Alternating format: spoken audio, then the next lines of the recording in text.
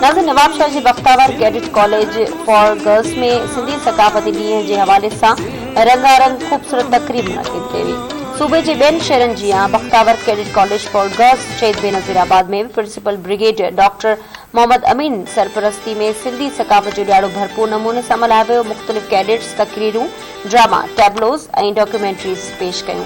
तक़रीब में सिंधी सकाफ़त सां गॾु चइनी सूबनि गिलगित बल्तिस्तान ऐं कश्मीर जी सकाफ़त खे भेटा पेश कई वई ऐं पाकिस्तान जे समूरनि हिसनि सां यकजहती जो दर्स ॾिनो वियो।